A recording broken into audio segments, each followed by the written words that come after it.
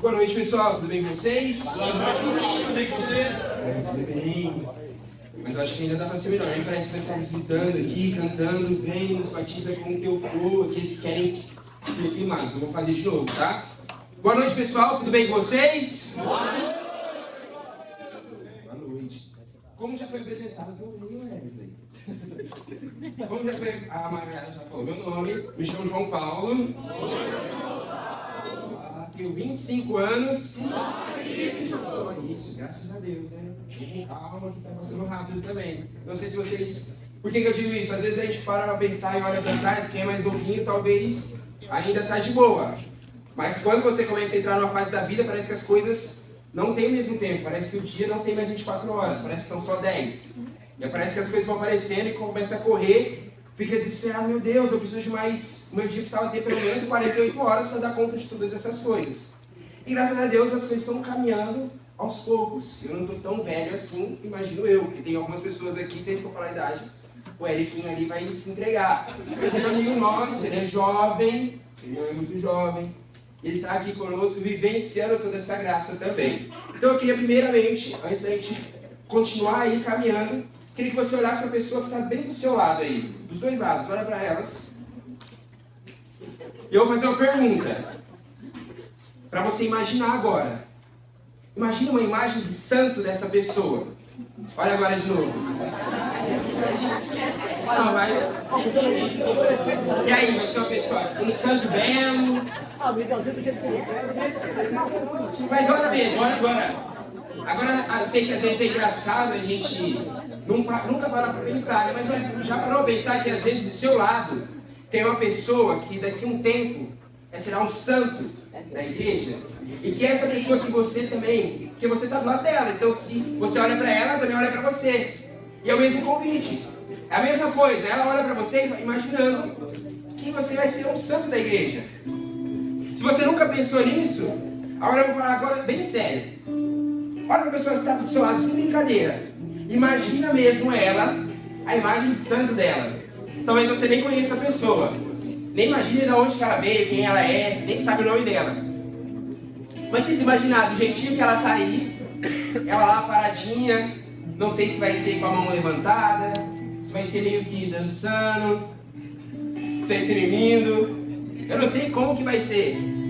Mas tenta imaginar, essas pessoas estão ao seu lado, a imagem de santo dela, como ela será lembrada. Talvez você nunca conversou com essa pessoa, mas eu tenho uma coisa para falar para vocês. Nessa noite, nós somos convidados a assumir o nosso posto de uma geração santa, aquela que busca a santidade, aquela que se levanta buscando as vontades de Deus. Então por isso eu convido você a olhar para essa pessoa que está do seu lado, você vai falar assim para ela: irmão, melhor, você vai falar assim, ó, my friend,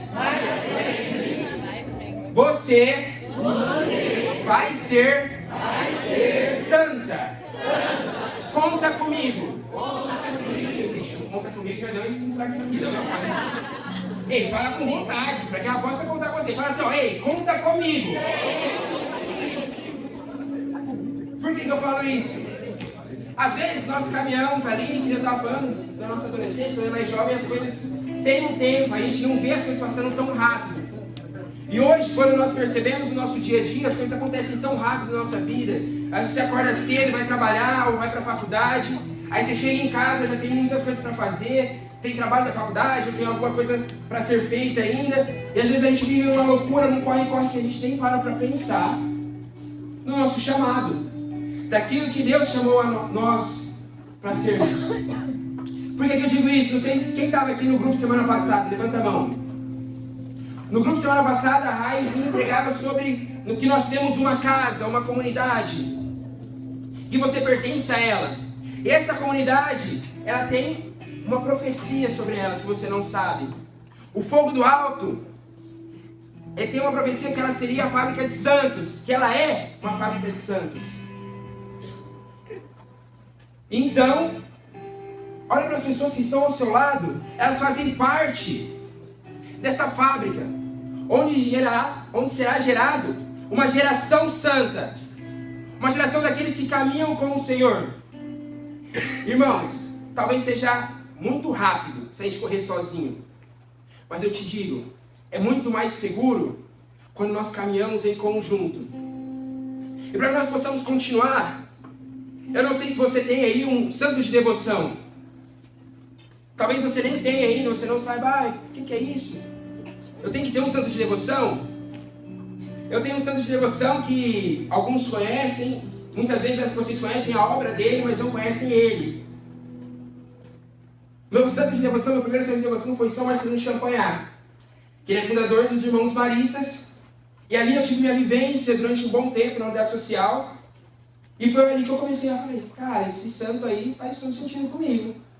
Eu faço educação física, meu sonho sempre foi ser professor, e com isso, ele é o santo padroeiro dos educadores. Falei, cara, é ele, né? Desde a minha infância ali, caminhando comigo. E ele tem uma musiquinha dele que vai falar bem assim, ó. Eu não vou cantar, eu só vou falar. Ó, você vai ser na lista ali, você quer cantar.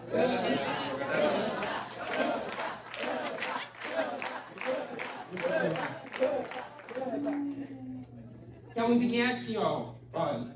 Sem dar risada. Ó, vou cantar, mas sem dar risada. Os caras já. Essa aqui é a minha comunidade, né? Olha, feche seus olhos. A musiquinha só vou cantar, é só um pedacinho dela, que começa assim, ó. Brilha Champagnat no céu, ao lado de Jesus. Ó, vocês sabem que não é. Ó, confia em mim. É assim, ó.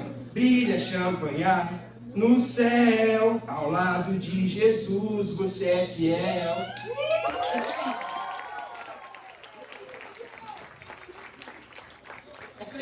Por que eu digo isso?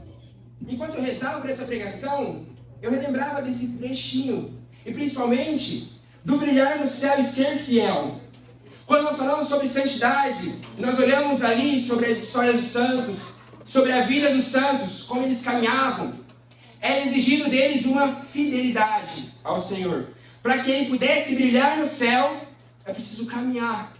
E talvez a caminhada, como eu falei ali no começo, talvez vai ser rápida, talvez vai ser curta. Mas Deus, quando você é fiel àquilo que Ele te chama, aquilo que é chamado para nós tomamos posse de fato, de lutarmos aqui na terra, para algo ainda maior, que é brilhar com o Senhor no céu. Não é só Marcelino de Champagnat que brilha, mas é o Senhor que brilha na vida dele. Eu convido você a pegar sua palavra de Deus, lá na carta de 1 Pedro,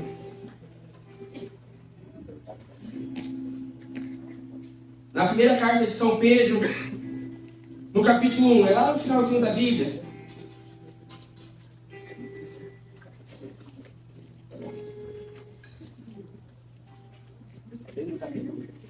Primeiro capítulo, Pedro capítulo 1, lá no versículo 14.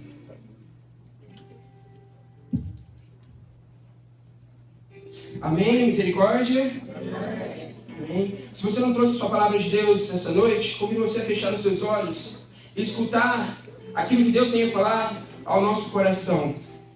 Lá no versículo 14, ele vai nos dizer assim: a maneira de filhos obedientes, já não vos amoldeis aos desejos que tinhais antes, no tempo da vossa ignorância. A exemplo da santidade daquele que vos chamou, sede também vós santos em todas as vossas ações, pois está escrito: sede santos, porque eu sou santo. Amém? Amém. Irmão, nessa palavra aqui, ela vem reafirmar um chamado que Deus faz há muito tempo lá para uma comunidade. Lá no Antigo Testamento, o Senhor ele vai falar assim: ei, sede santos, porque eu sou santo. E aqui em Pedro ele vai nos dizer novamente, vai fazer esse convite. Mas para que nós possamos caminhar durante essa palavra, lembra que eu falei que um trechinho ali me chamou muita atenção sobre o ser fiel.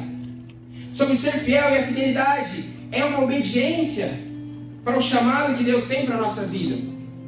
Talvez quando eu falava assim: ei, olha para o irmão que está do seu lado e vê como que é a imagem dele, imagina a imagem dele como um santo. Talvez você até conseguiu imaginar ele. Mas talvez se eu perguntar para você, já imaginou como seria a sua imagem como santo e como santa? Como você seria lembrado? Talvez seria cantando, talvez seria pregando, rezando, intercedendo. Mas já imaginaram? Talvez a gente passe a nossa vida inteira aí vivendo atropelado as coisas, precisando sempre pedindo: Senhor, me dá mais 5 horas do meu dia que eu estou precisando. Mas o Senhor, Ele dá um tempo propício,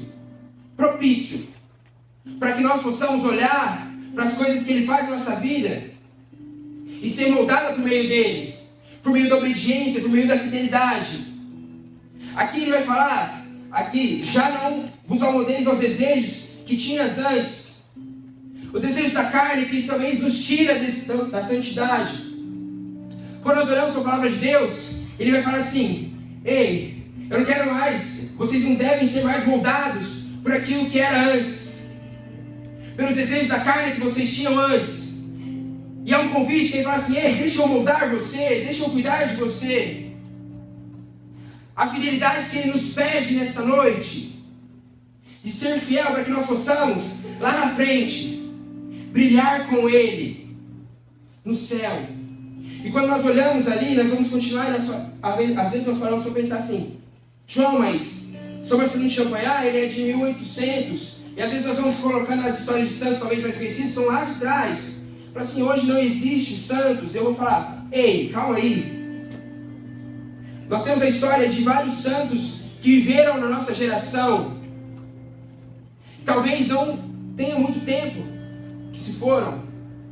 Nós temos Beato Carlo Augusto, que é um jovem que se entregou sua vida. Nós temos São João Paulo II, que também é um dos meus santos de devoção. Não é nem pelo meu nome, mas é porque o velhinho era bom, era brabo. O velhinho era do fogo mesmo. E cada vez ele se entregava mais ao Senhor. E o Senhor ia moldando a história dele, moldando a vida dele. Porque Deus tinha um projeto para a vida dele, assim como Ele tem um projeto para mim e para a tua vida. O projeto que Ele tem para a nossa vida, e que Ele nos convida essa noite, é: sede santos, porque eu sou santo. Sabe o que tinha ali na vida dos santos? Por que eles caminhavam na fidelidade? O que eles aproximavam à santidade? O desejo, a cada dia mais, se parecer com o Senhor, se parecer com Jesus. Não sei se vocês já ouviram falar: ei, o que Jesus faria? O que Jesus faria nesse momento? O que eu preciso fazer agora? O que Jesus faria? Não sei se nas suas decisões do seu dia a dia você já parou para pensar: e agora? O que Jesus faria? Quando nós perguntamos, nós paramos para pensar nisso e refletir sobre isso, nós começamos a parar e pensar: eu preciso parecer mais com Ele. Eu preciso me entregar ainda mais a Ele, para que Ele possa me moldar, para que Ele possa entender aquilo que Ele quer para a minha vida, que eu possa compreender tudo isso. Qual é o meu chamado? O chamado que nós temos para essa noite é a santidade. Mas, irmãos, eu tenho uma notícia para vocês que talvez agrade uns e frustre outros. Quando nós escolhemos por essa vida de santidade, buscar a santidade, ela não é fácil. Mas eu te digo, assim como na música, brilha Champagnat no céu, é a promessa que nós temos para a nossa vida, de quando nós encontrarmos com o Senhor lá em cima, nós estaremos em plenitude junto com Ele, adorando a Ele. Será tão maravilhoso. Enquanto eu rezava, para pensar assim: cara, se no nosso dia a dia nós vivemos uma batalha de fato, para que nós possamos ser moldados à vontade do Senhor, aí eu fui pesquisar: cara, quanto tempo o Anderson Silva demorou até chegar a pegar o cinturão dele do UFC? Eu parei para pensar: cara, claro, ele já treinava há muito tempo, mas quando ele começou a lutar de fato, quanto tempo ele demorou? Eu tenho 25 anos, eu nasci em 1997. E eu fui pesquisar, em 1997 foi a primeira luta dele lá, registrada. Eu não sei se vocês sabem, o Anderson Silva só foi campeão do UFC só em 2006. Então, para ele chegar lá no ponto auge da carreira dele, ser campeão demorou 9 anos. Aí você imagina assim, cara, foi campeão, tá suave. Cheguei no meu ponto. Aí o que acontece com o lutador do UFC, lutador do MMA? Ele tem que defender o cinturão. Ele tem que defender aquilo que é chamado para ele. Ele lutou durante 9 anos, chegou no ponto máximo, e agora? Eu já fui campeão, eu cheguei, não preciso mais nada.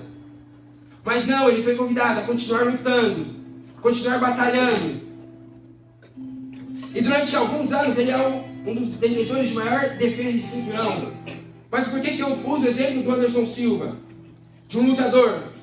Porque nosso caminho de santidade é uma luta diária. Todos os dias nós levantamos e nós precisamos nos decidir pelo Senhor. Nós precisamos olhar para Ele e falar assim: ei, é mais uma luta. Às vezes eu preciso colocar minha luva e falar assim: ei, é mais uma luta.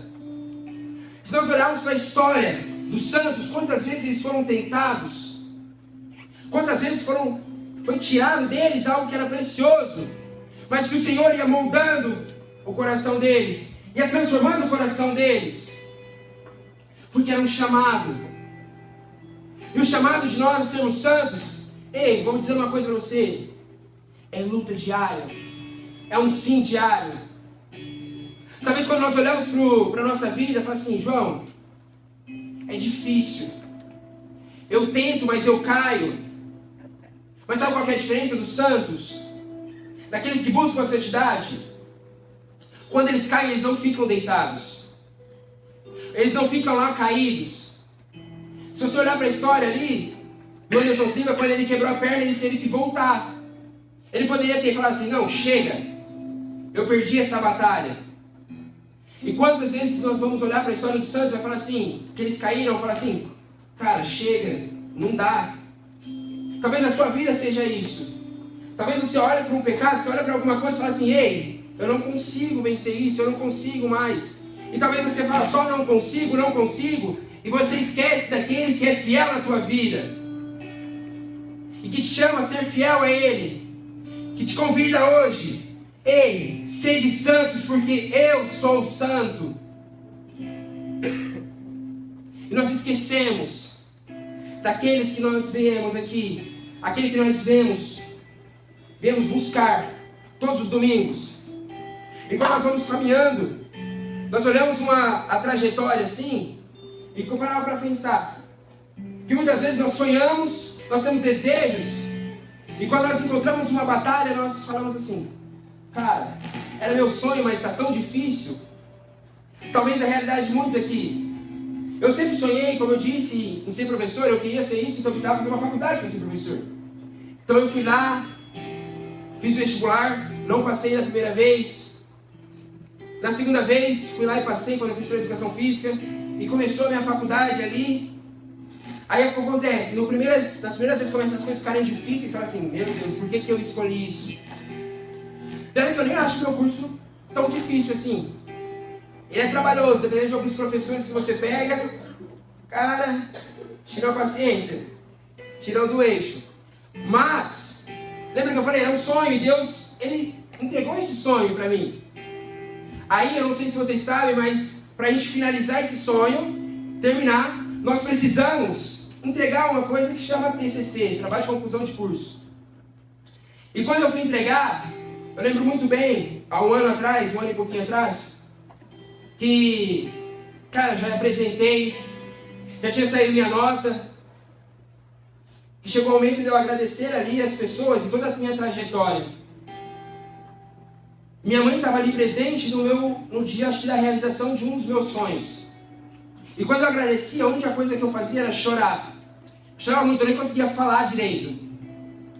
Então quando eu chorava, eu lembrava de aquilo lá era um cumprimento de um sonho de Deus na minha vida. E quantas vezes eu murmurei? Quantas vezes eu falei assim: Deus, por que isso? E lembra que a gente falou? Tipo assim, tem que continuar as batalhas? Entreguei meu TCC e agora eu continuei na faculdade. Meu sonho é ser professor da graduação, da aula na faculdade. Então eu precisava continuar. Irmãos, acabou uma batalha, veio outra. O mestrado não tem sido fácil. Mas Deus sonhou comigo isso. Ele tem concedido isso. Só que o que Ele me chama, ei, sede fiel, sede santo, porque eu sou santo. Entrega a sua faculdade, entrega o seu coração, entrega a sua vida, entrega tudo. Tudo. Entrega a sua vida, me entregue suas coisas. Deixe eu cuidar das suas coisas.